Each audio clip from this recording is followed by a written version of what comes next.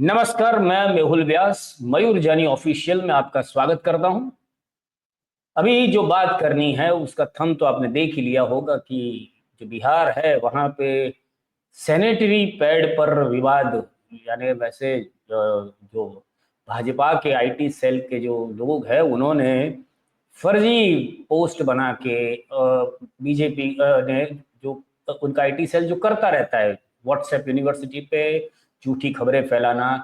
वैसे उनका तो क्या है कि उनका जो ग्रंथ लिखने वाले हैं, जो 2014 में इस देश का एक नया ग्रंथ लिखा है जो महामानव ने, उनमें यही सारा वो सबसे पहला वो वाक्य है कि झूठ बोलो, बार बार बोलो और जोर से बोलो। ये उनका मंत्र है और महामंत्र है उनका।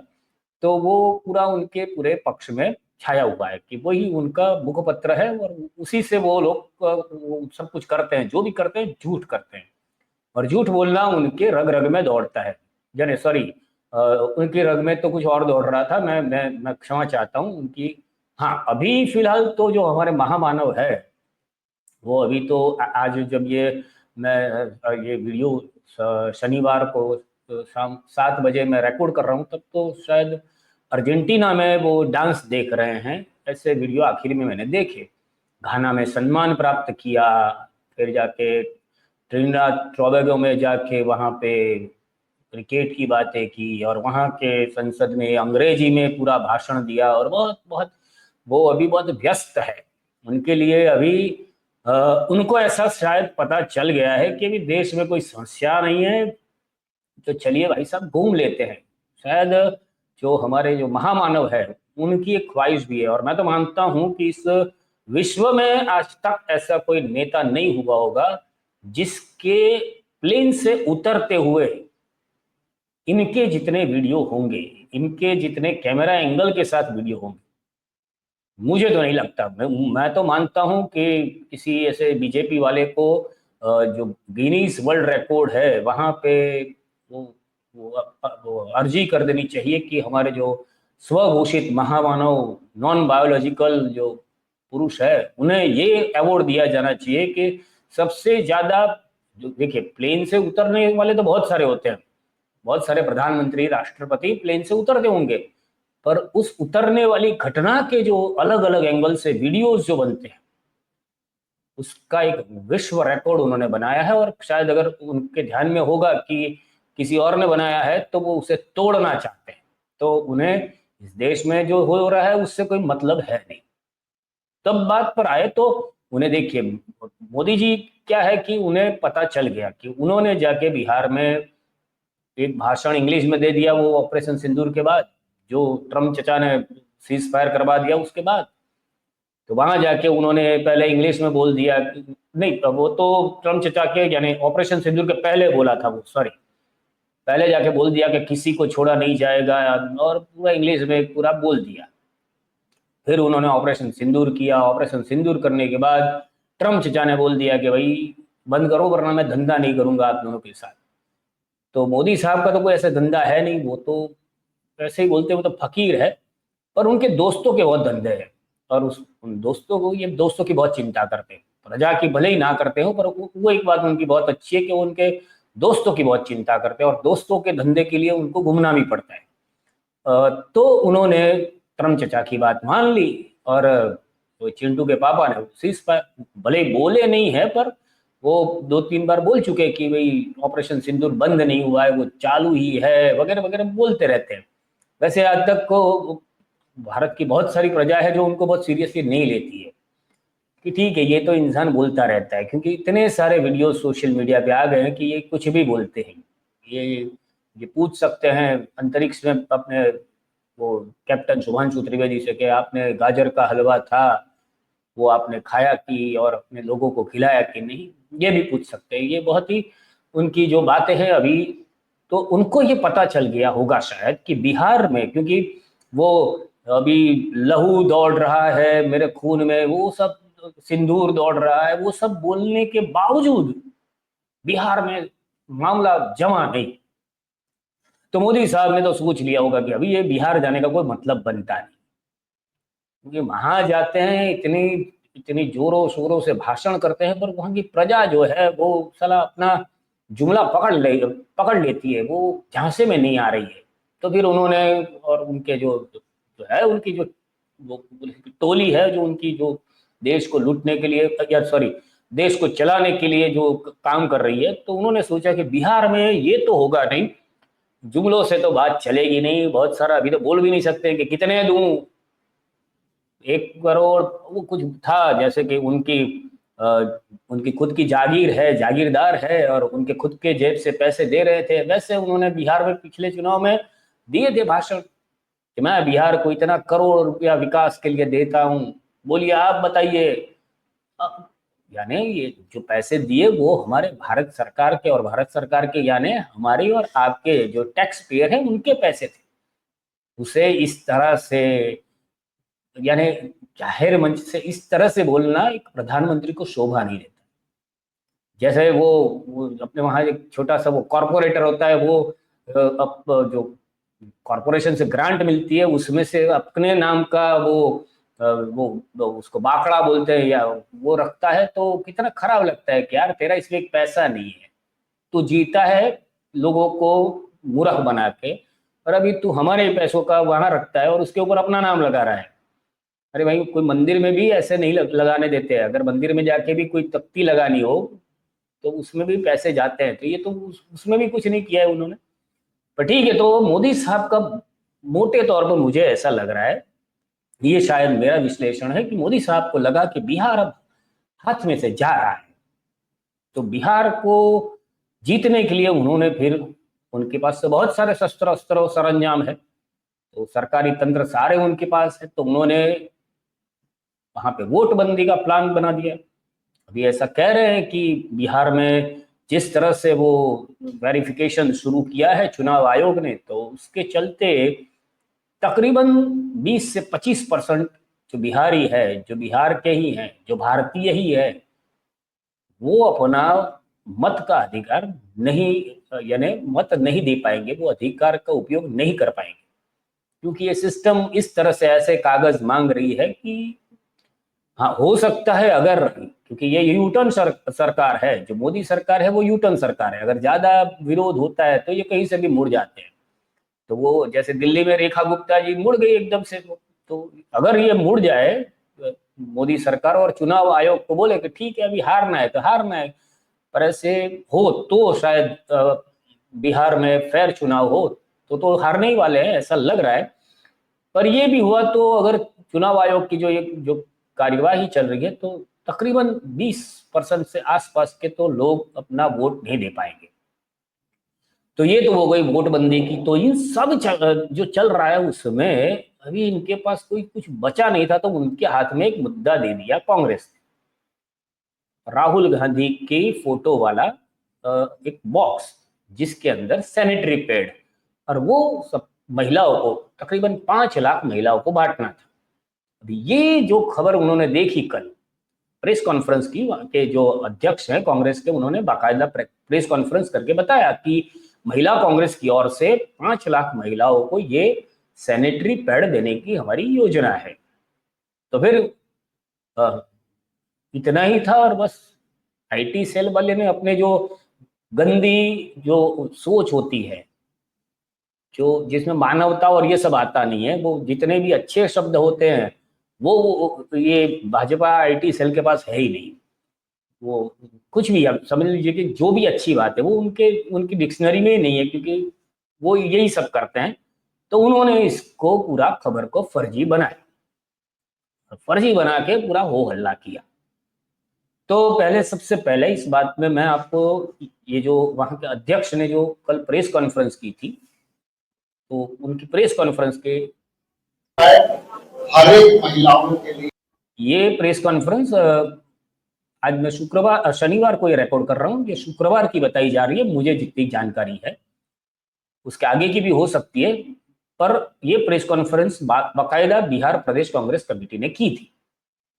हम सैनिटरी पैड हर एक महिलाओं के लिए हम लोग महिला कांग्रेस की तरफ से उसके लिए भी हम लोग अभियान चलाने जा रहे हैं, और लगभग हमारा जो लक्ष्य है 5 लाख महिलाओं तक इसको हम पहुंचाएंगे और उनको हेल्थ के रूप में अवेयरनेस की महिला कांग्रेस की तमाम सदस्य उसको जो है अपनी संदेश पहुंचाएंगे।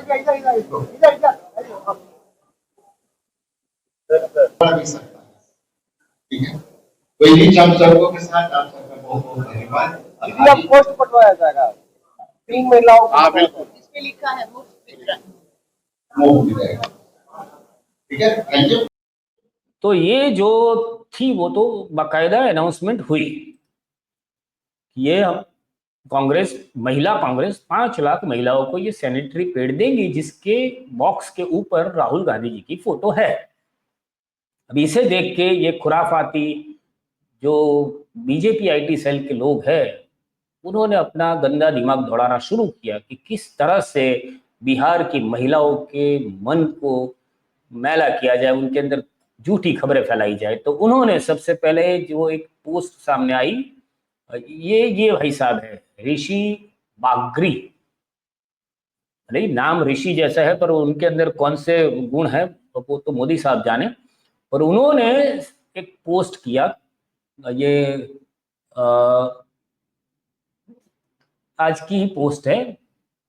तो उसमें उन्होंने लिखा कि खून चूसने की खानदानी आदत जो है, और ये पोस्ट के साथ उन्होंने जो एक सैनिटरी पैड के अंदर से राहुल गांधी का फोटो है ऐसी ये पोस्ट की,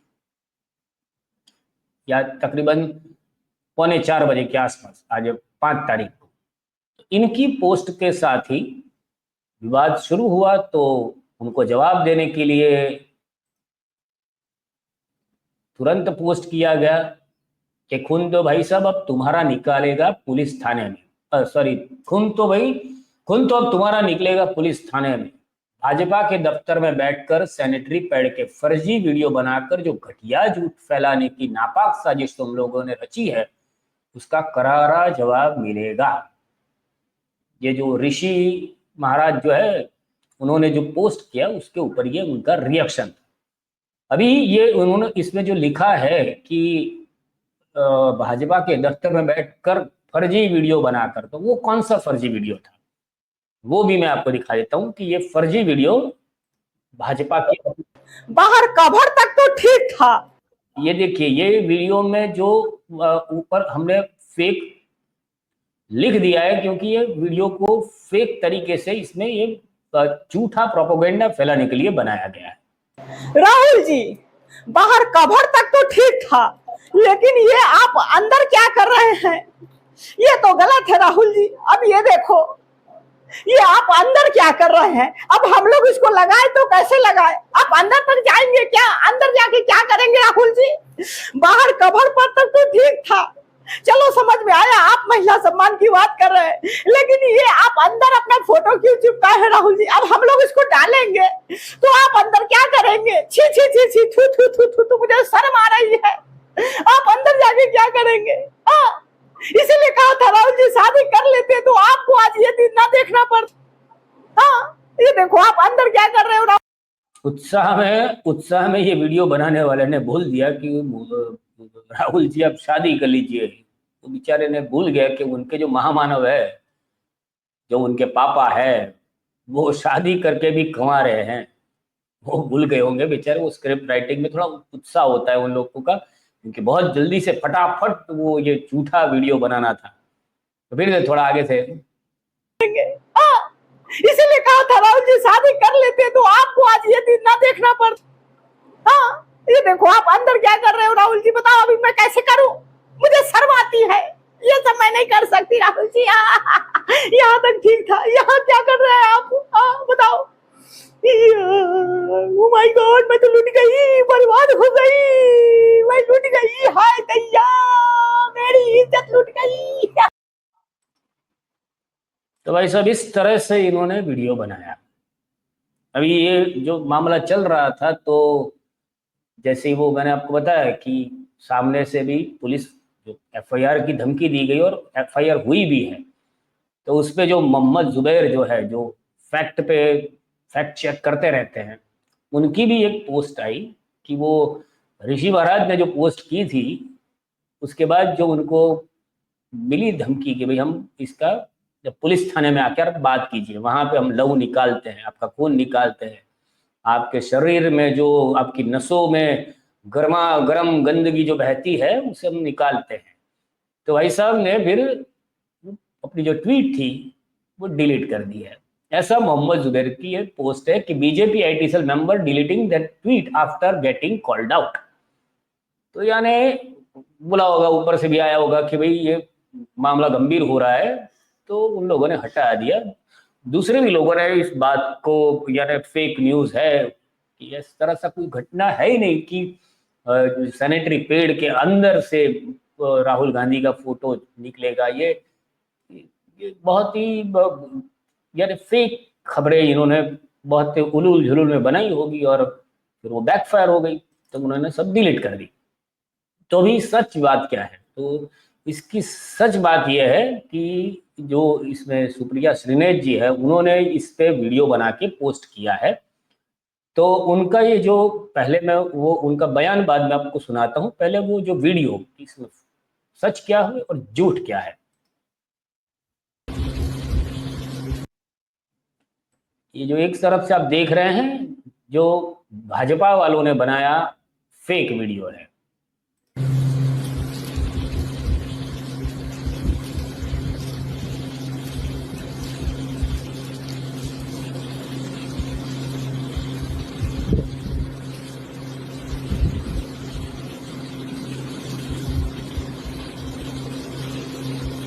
इसको आप अगर देखेंगे, इस पैड में ये है हमारा पैड, इसे खोलिए, कहीं कोई किसी की तस्वीर इस पर नहीं है, पैड पे कहीं किसी की तस्वीर नहीं है। तो ये भाई सब सत्य ये है कि वो बॉक्स पे उनका फोटो है, पर वो तो इसके पहले मोदी जी का भी था, और मोदी जी का फोटो तो कहीं भी होता है। मोदी जी का फोटो आपको शायद याद हो, तो मैंने तो मयूर जानी सर के साथ एक वीडियो किया था, उसमें बताया था, भगत राम भी थे उसमें, और मैं जिसमें मैं जयशंकर बना था कि मोदी साहब का फोटो तो शायद अब ऐसा भी हो सकता है कि अगर ज्यादा चले तो जो लेबर रूम होते हैं जहां बच्चे पैदा होते हैं, तो सबसे पहले उन्हें उनके माँ बाप के नहीं पर मोदी का चेहरा दिखाया जाएगा। ये भी ये लोग कर सकते हैं, वैसा व्यंग हमने उस टाइम पे किया था। तो अब उनको जहाँ जो जो प्रचार जीवी है, प्रचार प्रेमी है, वो मोदी साहब के चिंटू पिंटू लोग इस बॉक्स के ऊपर के फोटो को इस तरह से उसकी फर्जी वीडियो बनाकर पूरी बात कर रहे थे। तो इस पर अभी कांग्रेस की जो सुप्रिया श्रीनेत है, उनका भी जो बयान सामने आया है वो आपको सुना देता हूँ। बीजेपी वाले और आईटी सेल के ट्रोल एक फेक वीडियो फैला रहे हैं जिसमें राहुल गांधी जी की फोटो एक सैनिटरी पैड पर लगाकर ये लोग चला रहे हैं। ये पूरी तरह से फर्जी है, पूरी तरह से फेक है, इसके खिलाफ कानूनी कार्रवाई की जा रही है।